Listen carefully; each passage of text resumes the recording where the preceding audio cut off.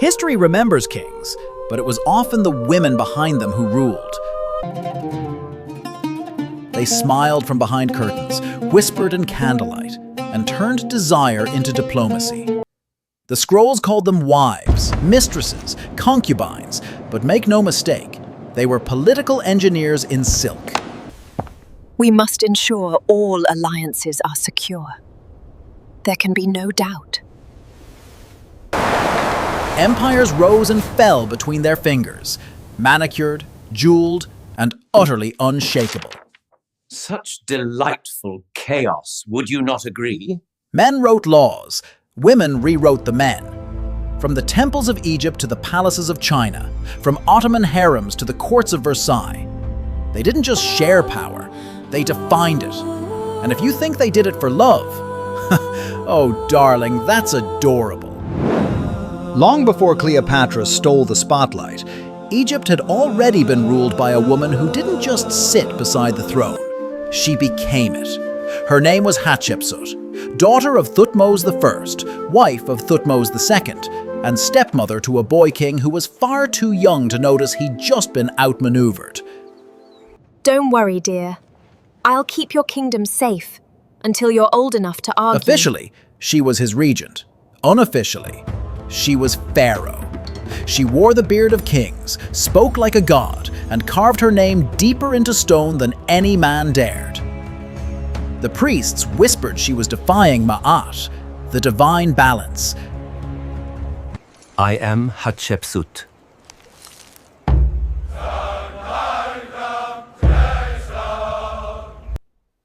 If the gods require a beard to listen, then I'll wear one loud enough to make them jealous. Hatshepsut smiled and built temples until even the gods had to take her seriously. Hear the sacred chants.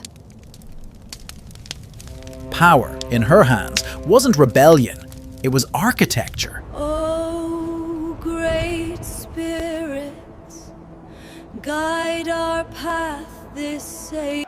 Move those blocks with precision. Hail to the pharaoh, Hatshepsut, ruler of Egypt, favored by the gods. Lower that block with care. We need more stone at the northern terrace. Remember, precision in every cut. She commands like a storm, but brings home perfume instead of prisoners. Let them roar! Lions sound impressive right before they nap. Her monuments rose from the desert like golden declarations. If I must play a man to rule you, then watch me do it better. Prosperity. For 22 years, she ruled Egypt into prosperity. O great Amun-Ra, hear my plea. Trade flourished, art bloomed, and even the Nile seemed to flow with extra enthusiasm.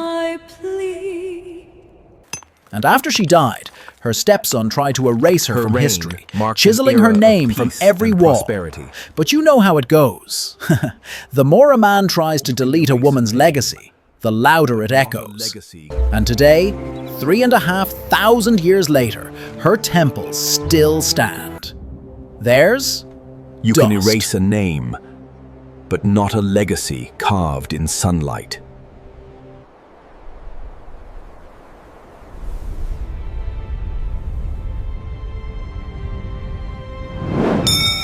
In the heart of the Tang dynasty, where silk rustled louder than swords, a concubine rose higher than any emperor dared imagine.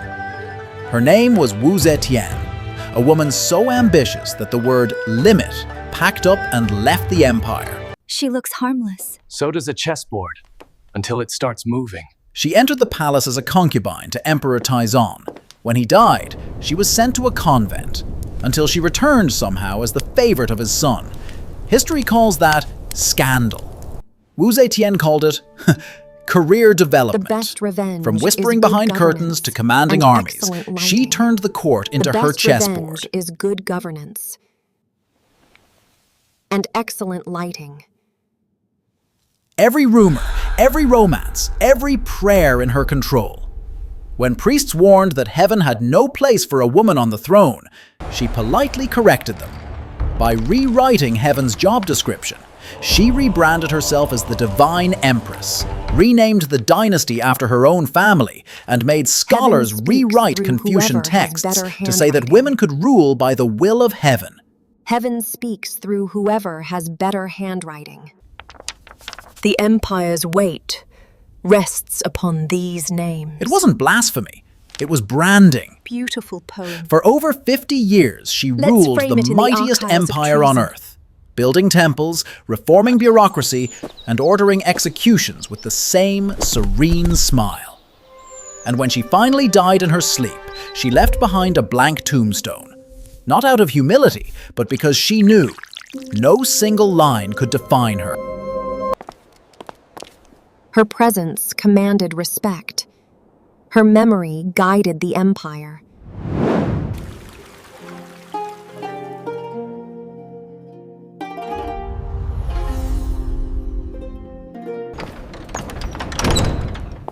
If this is a cage, it's the prettiest one I've ever seen. If you think history was ruled by kings and emperors, you haven't met the woman who ruled from behind a silk curtain. Her name was Roxelana, born Alexandra Lizowska in what is now Ukraine, captured by Crimean Tatars, sold to the Ottoman harem. A tragedy for most, a career move for her.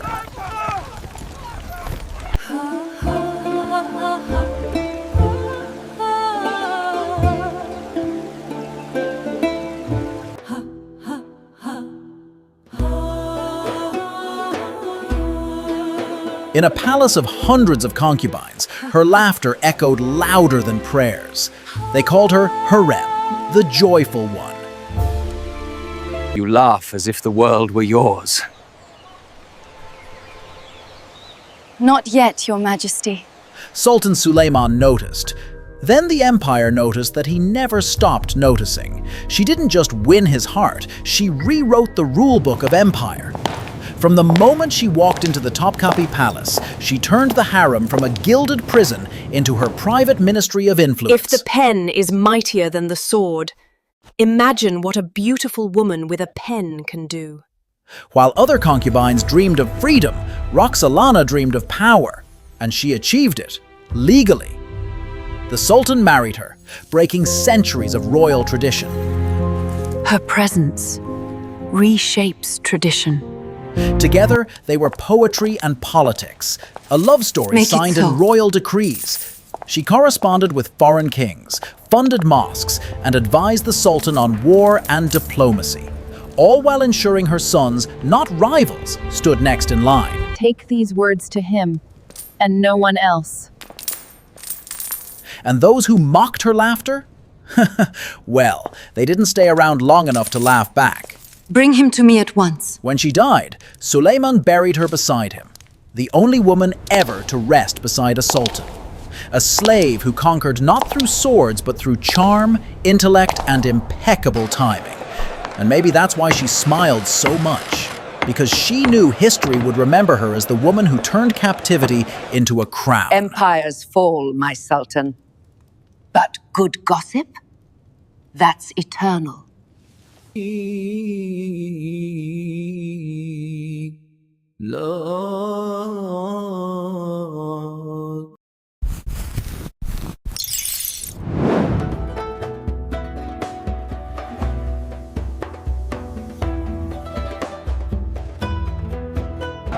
When men wrote about Cleopatra, they called her a temptress. When women read between the lines, they found a strategist. Cleopatra VII, the last pharaoh of Egypt, didn't just rule, she performed her reign. Family dinners were never this exciting in the history books. Born into a decaying dynasty and surrounded by scheming siblings, she realized early, if survival was an art, she'd be the Michelangelo of manipulation. Fluent in 9 languages, trained in politics, and schooled in charm, Cleopatra's real weapon wasn't beauty, it was control. When Julius Caesar arrived chasing enemies, she didn't bow. She rolled herself into a rug and had servants deliver her to his chambers like a gift. Some queens rule with armies, some with faith.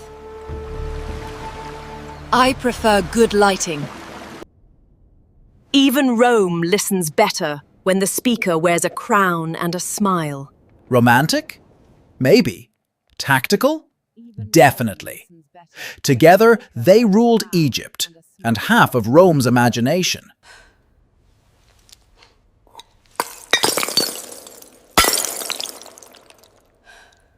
After Caesar's death, she set her sights on Mark Antony, the soldier poet with more muscles than foresight.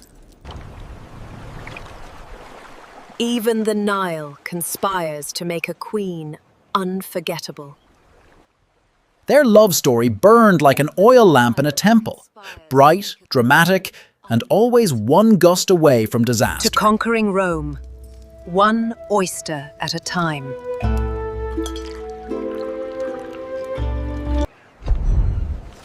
Even the tides obey a queen who knows her strategy and her soldier. She called herself the living goddess Isis. He called her my queen.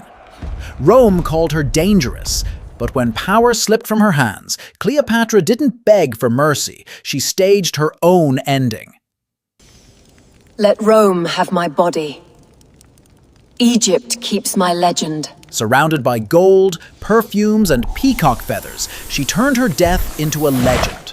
And centuries later, the world still argues whether she was a manipulative seductress or the smartest woman ever to outplay an empire. Maybe she was both. Maybe that's the point.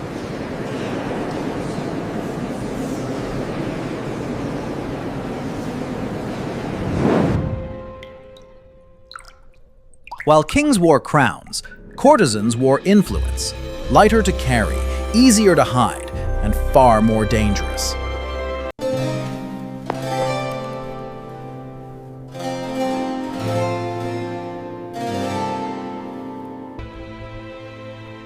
The stars obey the moon, my dear.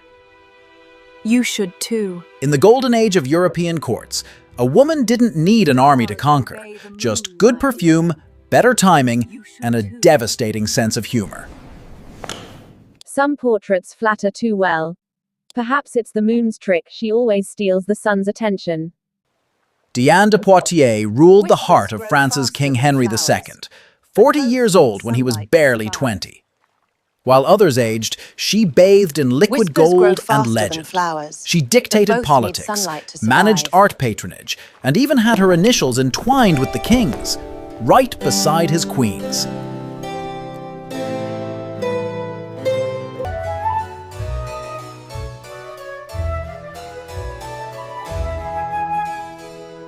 I don't gossip, gentlemen. I curate information. Then came Madame de Pompadour, Louis XV's confidant, mistress, advisor, decorator, and PR manager of an entire monarchy. Laughter, Your Majesty, is the gentlest way to deliver a command. When men called her a distraction, she distracted them into submission. She turned Versailles into her personal salon. Art, philosophy, and scandal all served with macarons and mockery. I ruled what France called beautiful. Too mortal, make her eyes divine. She must flatter heaven as much as I flatter the king. And across the channel, Nell Gwyn, the fishmonger's daughter who became King Charles II's favorite, laughed her way from poverty to palace. Some ladies inherit their thrones, others earn them by applause. When heckled for being a commoner, she smiled and said, "Pray, good people, I am the Protestant whore." Worry not, loves. I'm still cheaper than Parliament. At least I'm a Protestant one. Small blessings. At least I'm a Protestant one, Deleuze. Small blessings. Charm, wit, and audacity. The holy trinity of European survival. Attention. I have an idea. Well, hello there, my dear. These weren't women behind power. The true They measure of were power lies in the subtlety in of silk, its sway. rouge, and rumor. Indeed, to For every inspire treaty us to signed, rule without there was a this whisper will be behind a it. triumph. For every king And remembered, my there was a will courtesan shall who be done. rewrote his story, Oh, you and are too occasionally kind. his bedtime schedule.